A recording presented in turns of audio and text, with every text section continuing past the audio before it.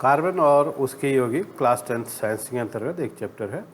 Carbon में आवंत, सहसंयोजी आवंत, ये होंगे आज के हमारे टॉपिक डिस्कशन के। संतृप्त तथा असंतृप्त हाइड्रोकार्बन, इसके बारे में हम अध्ययन करेंगे। ठीक है, आगे बढ़ते हैं। कार्बन और उसके यौगिक। कार्बन आप जानते हैं, कार्बन क्या है?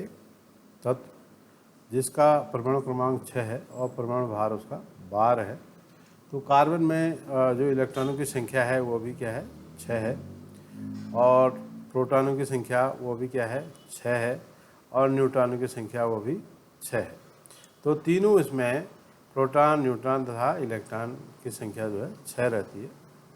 कार्बन में एक विशेष गुण होता है कि वो सहसंयोजी आवंत जो है दूसरे के साथ एक बॉन्ड, सहसंयोजी बॉन्ड को वैलेंट बॉन्ड कहते हैं इसको, ये दूसरे से जुड़ता है। थोड़ा सा अप्रूव के बारे में भी एक डिस्कस कर लेते हैं। अप्रूव का मतलब होता है किसी तत्व के वे भिन्न भिन्न रूप जिनके रासायनिक गुणधर्म एक समान होते हैं जबकि भौतिक गुणधर्म भिन्न भिन्न होते हैं, उनको अप्रूव कहते हैं। ठीक है, कार्बन में ये क्षमता है कि कार्बन में अप्रूव उसके होते हैं। जैसे हीरा, हीरा आपने सुना होगा, वो भी एक कार्बन है, और ग्रेफाइट वो भी एक कार्बन है, परंतु कार्बन के अप्रूप उनको बोलते हैं। उनके क्या है? भौतिक गुण भिन्न भिन्न है और रासायनिक गुण उनके एक होते हैं। ग्रेफाइट आपने पेंसिल में देखा होगा, ग्रेफाइट वो भी एक कार्बन है। ठीक है, चलिए। कार्बन में आवंत, सहसंयोजी आवंत इसमें होता है। कार्बन में इलेक्ट्रॉन, प्रोटॉन और न्यूट्रॉन की संख्या 6 होती है। 6 इलेक्ट्रॉन, 6 प्रोटॉन, 6 न्यूट्रॉन। अब कोई कार्बन दूसरे के साथ अगर जुड़ता है तो क्या है कि जो इलेक्ट्रॉनों की संख्या उसमें 6 है, तो पहले आवर्त में 2 इलेक्ट्रॉन होते हैं और दूसरे आवर्त में कितने होंगे? 4 होंगे। 4 और 2 6 होंगे। ठीक है। अब नोबल गैस या उसके अष्टक पूरा करने के लिए हमेशा 8 कंप्लीट होने चाहिए उसके अंतिम आवर्त में।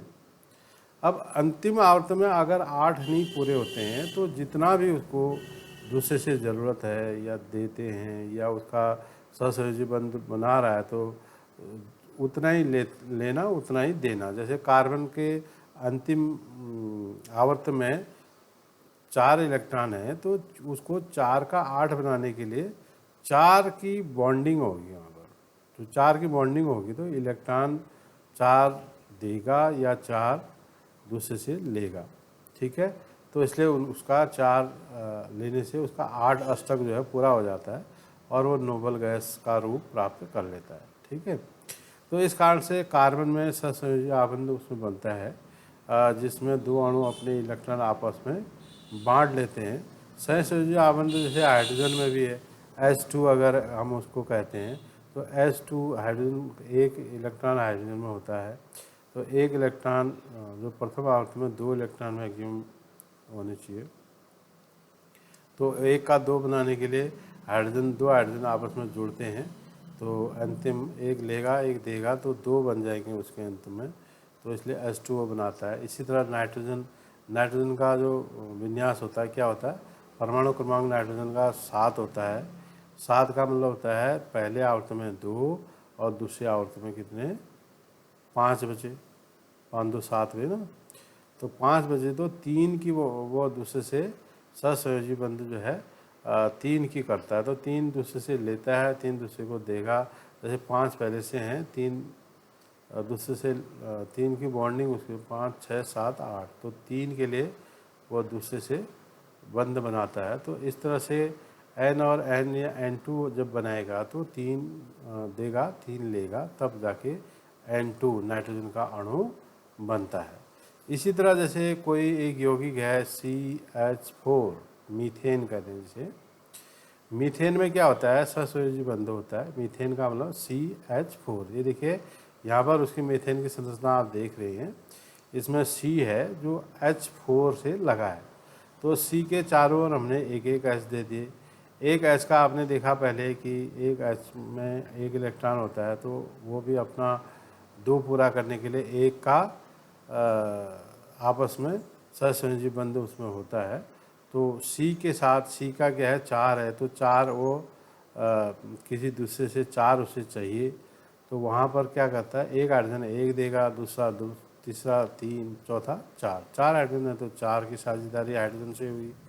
और कार्बन के पास 4 हैं तो 4 एक एक सभी हाइड्रोजन को एक एक देगा तो 4 वो बढ़ जाएंगे।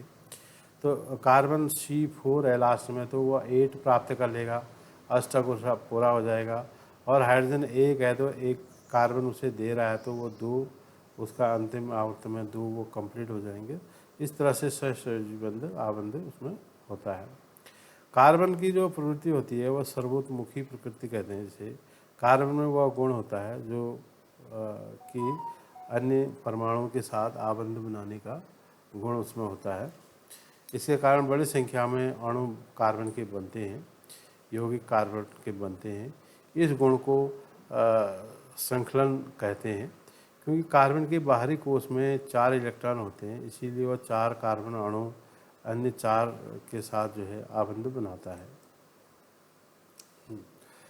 पेंसिल में उपस्थित ग्रेफाइट और डायमंड में कार्बन अणुओं के जुड़कर बने होते हैं। इनमें कार्बन अणुओं के जुड़ने का जो है ढंग अलग अलग होता है। कार्बन की ये प्रवृत्ति है। अब बात करते हैं थोड़ा संतृप्त तथा असंतृप्त कार्बन यौगिकों। कार्बन से बने जो यौगिक हैं जिसे कहते हैं कार्बनिक यौगिक, तो हाइड्रोकार्बन, हाइड्रोजन और कार्बन से कोई बनता है तो उनको बोलते हैं हाइड्रोकार्बन। ठीक है, हाइड्रोकार्बन, कार्बन और हाइड्रोजन से मिलकर बने यौगिक जो होते हैं उनको क्या बोलेंगे, हाइड्रोकार्बन। जैसे मीथेन है, मीथेन CH4, मीथेन का सूत्र क्या होता है, CH4, C मतलब एक कार्बन और हाइड्रोजन 4 इसमें होते हैं। और इसी तरह एथेन C2H6, इसी तरह प्रोपेन C3H8, ठीक है, और बेंजीन है C6H6 आदि जो है हाइड्रोकार्बन है। हाइड्रोजन और कार्बन से बने अणुओं को या यौगिकों को हाइड्रोकार्बन कहते हैं। अब बात आती है संतृप्त हाइड्रोकार्बन तथा असंतृप्त हाइड्रोकार्बन की। पहले बात करते हैं संतृप्त हाइड्रोकार्बन किसे कहते हैं। हाइड्रोजन और कार्बन से बने यौगिक जो संतृप्त होते हैं, संतृप्त मतलब उनके जो कार्बन और हाइड्रोजन के मध्य जो सहसंयोजी बंध है वो कंप्लीट है। ठीक है, ये केवल कार्बन और हाइड्रोजन से मिलकर बने होते हैं, इसलिए हाइड्रोकार्बन कहते हैं। तो आपको पता है, तो इसमें कार्बन परमाणु के बीच केवल एक आबंध पाया जाता है, जैसे एक लेगा और एक देगा, एक आप सिंगल बॉन्ड जिसे कहते हैं। जैसे ये देखिए CH4 अभी बताया आपको, एक कार्बन के 4 हैं, 4 की बॉन्डिंग वो कर सकता है, 4 उसके इलेक्ट्रॉन हैं। तो एक हाइड्रोजन का एक है तो हर एक हाइड्रोजन को एक एक दे देगा, वो 4 हाइड्रोजन को 4 मिल गया। और हर एक हाइड्रोजन से एक एक ले लेगा तो उसके भी 4 की सहसंयोजी बंध उसके बन जाते हैं। देखो, तो एक ले रहा है एक दे रहा है, तो यहाँ पर सिंगल बॉन्ड है। ठीक है, इसी तरह एथेन, एथेन में क्या है, C2H6, 2 कार्बन, एथेन का सूत्र क्या है, C2, C और C2 और H6 है, 3 H यहाँ है, 3 H यहाँ है, 1 2 3 1 2 3, तो C2H6 इसका सूत्र होता है एथेन का। तो इसमें भी देखिए, एक कार्बन को आपको 4 चाहिए तो ये 4 मिल जा रहे हैं इसको, 3 हाइड्रोजन से मिले, एक दूसरे कार्बन के साथ बॉन्डिंग मिली, ऐसे ये 3 हाइड्रोजन से मिले इस कार्बन को, एक इस कार्बन से मिला, तो सहसंयोजी बंध इस तरह से बनते हैं। यहाँ पर सिंगल बॉन्ड है, मतलब एक दे रहा है एक ले रहा है, सहसंयोजी बंध है। अब दूसरी बात आती है असंतृप्त हाइड्रोकार्बन की। असंतृप्त का मतलब होता है द्विबंध जिसमें होता है, अथवा त्रिबंध, 3 या 2 का लेना देना उनमें होगा। तो इस ऐसे हाइड्रोकार्बन को असंतृप्त हाइड्रोकार्बन कहते हैं, जिनमें 2 या 3 का आपस में साझेदारी होती है। जैसे एथीन है, देखिए C2H4 है, आपको पहले से मालूम है कि एक कार्बन को 4 की ज़रूरत पड़ती है। देखिए, एक कार्बन को 4 की ज़रूरत पड़ती है, तो यहाँ पर क्या हो रहा है, देखो हाइड्रोजन से एक हाइड्रोजन के पास एक इलेक्ट्रॉन है तो एक इलेक्ट्रॉन की साझेदारी यहाँ पर होती है।